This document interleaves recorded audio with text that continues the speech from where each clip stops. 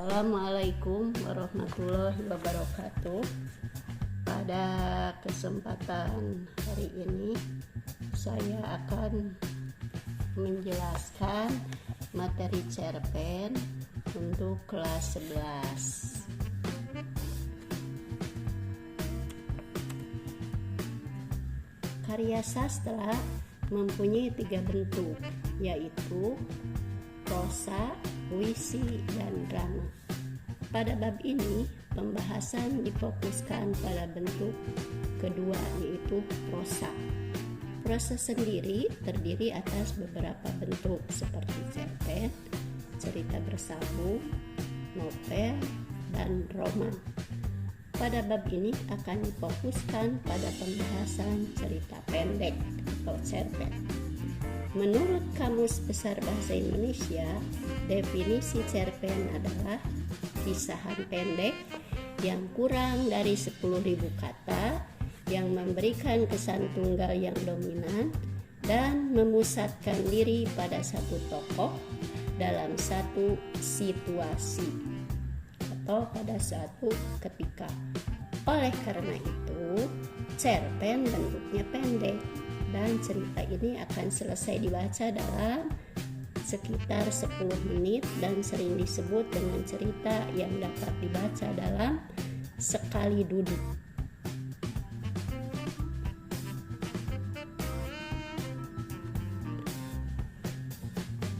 Pada cerpen itu ada unsur intrinsik dan unsur ekstrinsik.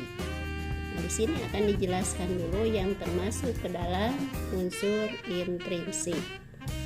Yang termasuk unsur intrinsik, yang pertama tema. Tema itu ada 2, tema pokok dan tema tambahan. Yang dimaksud dengan tema adalah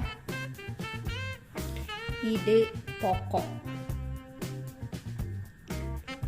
Yang kedua, yang termasuk unsur intrinsik itu tokoh dan penokohan.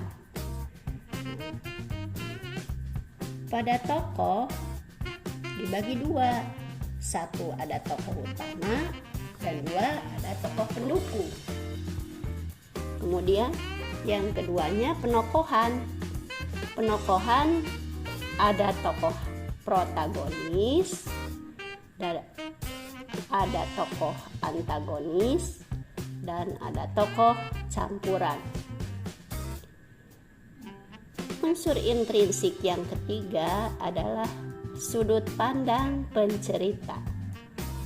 Sudut pandang pencerita itu ada 2. 1 sudut pandang orang pertama atau dengan mempergunakan kata aku.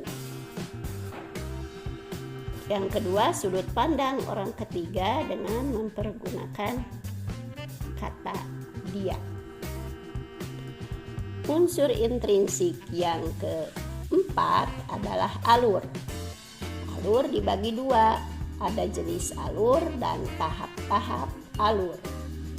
Jenis alur ada 3 macam, yaitu alur maju, alur mundur, dan alur campuran. Dan yang keduanya tahap-tahap alur.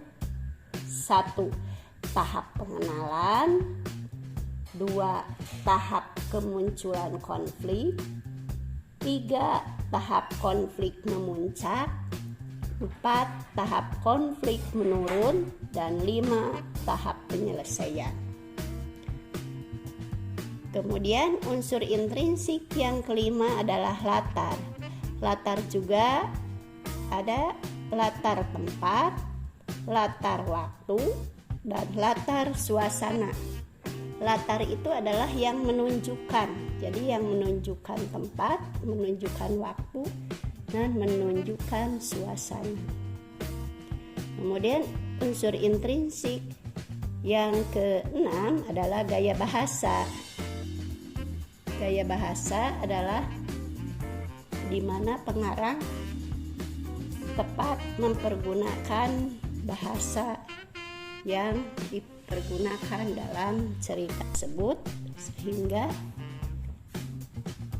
cerpen tersebut menjadi hidup. Dan terakhir, unsur intrinsiknya itulah amanat. Amanat adalah pesan yang ingin disampaikan oleh pengarang.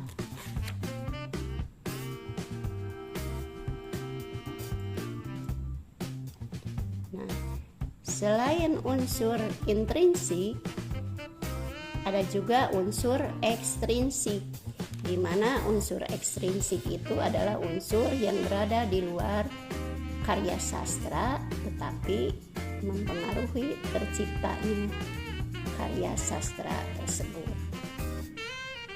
Yang termasuk unsur ekstrinsik diantaranya satu, nilai moral.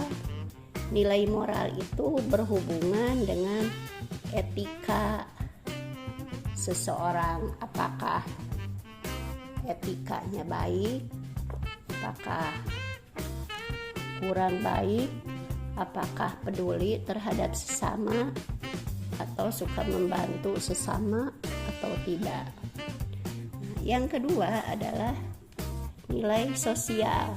Nilai sosial adalah hubungan antara yang satu dengan yang lainnya. Apakah dalam hubungan tersebut selalu suka saling membantu, suka gotong royong, atau membantu yang lainnya.